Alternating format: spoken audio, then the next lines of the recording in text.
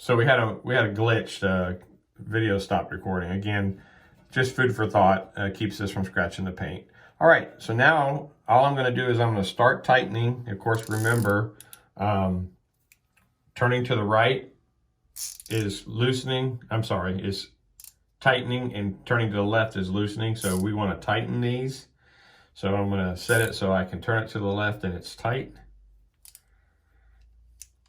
There we go. All right.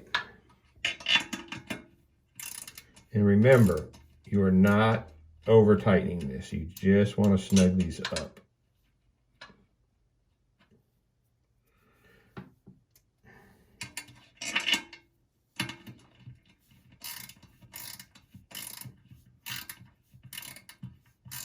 And do a little bit on each side evenly. Don't tighten one side down and then expect to be able to tighten the other side down and it'll be level. So you want to slowly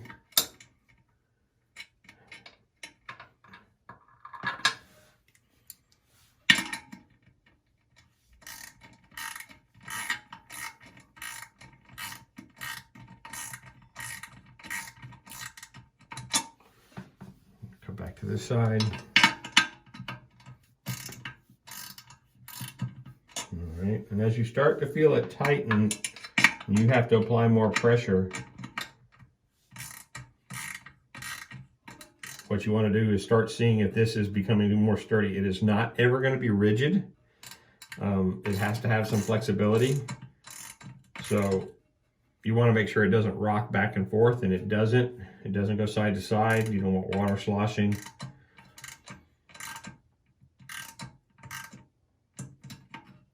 And then I'm going to tighten this last one up a little bit and we'll be done.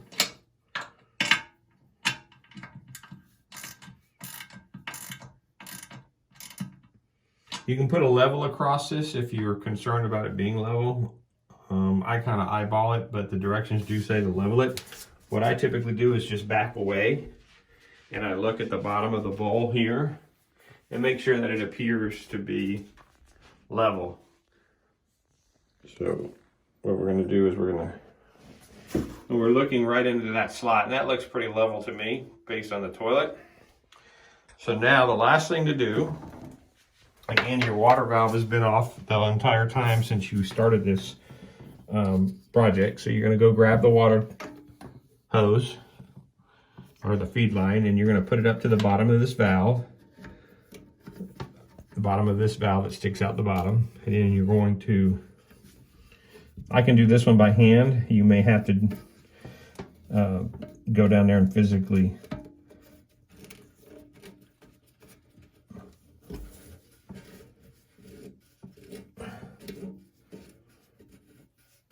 and again, this can be finger tightened for the most part. You might want to use a little bit of a pair of pliers on it, but I've tightened every one of mine by hand and they don't leak. Remember, over tightening water seals is bad. It creates leaks. People think the higher you go, the better you are. No, there's a point where you just need to stop. And it's usually your hand strength is enough. All right, so that seems to be in the right spot. Now, a couple of things that you need to do inside the tank. You need to attach the chain so that you can pull open the fill valve and water can go down the fill valve, or the flush valve, I should say, not the fill valve. And you should leave about an inch of play. You don't want the chain to be tight against the handle. You want it to have about an inch of slack. There's usually more than one hole that you can stick the connector into. I typically stick it into the last one, but it has more to do with how the chain lines up to the flapper when you pull it up. So I'm going to put it back to the way I found it, which was in the first hole, not the second hole. The second hole being the outer hole. I'm going to put it to the first hole. And I'm going to adjust this. So you just have to take the chain off to adjust it. So now I'm going to measure one more time. Take out about an inch of slack. And I'm going to put the chain on there. And then I'm going to connect. This is not the easiest thing to do when you're doing a video, but you have to get it through the hole. There you go. So now that's attached. The last thing that you have to install is the excess water valve. Just move this blue thing into the middle. It has plastic clamps, really probably not needed because plastic and clamps, in my opinion, don't mix. So you just take one end of the tube and you're going to put it into the nipple from the fill valve at the top here, and you're going to push it in, support the fill valve from behind so that when you push, you don't mess up anything you've already done and you don't break it. So I pushed it on flush. I take this little clamp, move it over. The other side of that goes to what's the last piece in the kit. Attach it. Again, pushing it flush, taking the clamp, going over the top. And this needs to be installed onto the right side of the overflow protection tube. So you don't want to put it on this side, you want to put it on that side. Easiest thing to do is just hold your fingers so that you separate this clamping action while you stick it down onto the tube. That's pretty self-explanatory. Push it down until it goes home. And then again, I'm going to be raising this tube up a little bit. This needs to be below the critical line, which is that line we talked about earlier in the video, by about an inch or an inch and a half, 2 inches. This is probably 2 inches. And it needs, obviously, this needs to be the highest point. You don't want water coming out through your handle spot. All right, so that's it. This will have to be adjusted. I'm going to take a stab at it. This changes how quickly the valve shuts off as water fills up. I've had the experience of knowing that I have to push this down, so I'm turning counterclockwise. This is something you'll check and test yourself based on how much water goes into the tank. All right, so now we're ready to turn this on. It should function. We're going to check for leaks from the outside, and we're going to be putting our hands behind the toilet to make sure that everything that we've done previously has kept it from leaking. So far, I have not had one leak. So there goes the water into the tank.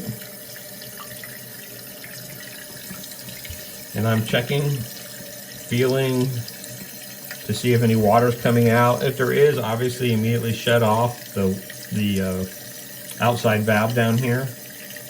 But I'm feeling no water at all. And as you can see, in here the tank level is filling up. In just a minute, since this is a float, as water starts pushing up, the float's going to become buoyant, and it's going to raise up, and that's what shuts off the valve. So we'll let it do its thing.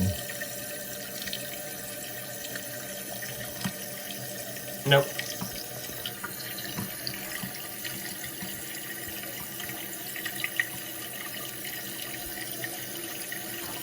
So one of the key points that you want to see here is you don't want this water that's filling into the tank to go above or even come close to going above the top of this. Otherwise, you're just going to spill water into the emergency evacuation tube, and you're going to constantly have your toilet run, which is the problem that we fixed with the old equipment. We don't want water going down the drain for nothing. So I don't know if it's set correctly, so we're just going to keep watching it. We're going to see when it's getting very close to the top. Okay, and it stopped just shy. For me, it's a little bit too high.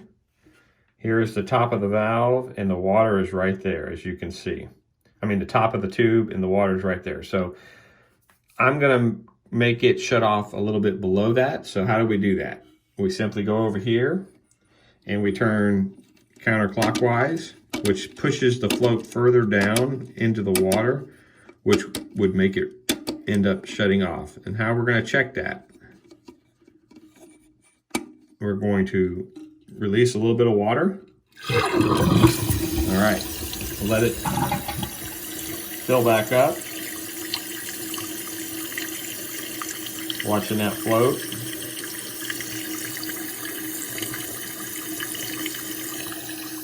There we go. Now it's a good ½ inch below the water's a ½ inch below this line now. I see I can stick my finger and I'm not in the water until, so that's about a ½ inch, maybe 3/4 of an inch, and I'm happy with that. That's also going to cut down the amount of water used to flush. And most of the time this will be sufficient to flush the toilet. If you have to, you just have to flush a second time, but you end up saving water. If you recall, the previous tube came up much higher, and so that was, you're wasting probably more water. So that's it in a nutshell. This is installed, ready to go, ready for me to close up the lid. I'm gonna check one more time for leaks. I'm gonna look on the floor. We'll push this back now that we painted the wall. While I had it off, we'll get that all straightened up. But I have no water on the floor. I do not appear to be leaking anywhere. And that really concludes how you change all of the internals on the back of these toilets that we have here in Mountain Crest. Please make sure that you have the same toilet before you go ordering the 3-inch flush valve, which is this valve here. Again, all the toilets in my home are identical. They're all that model, and they all needed 3-inch flush valves. All right, thank you.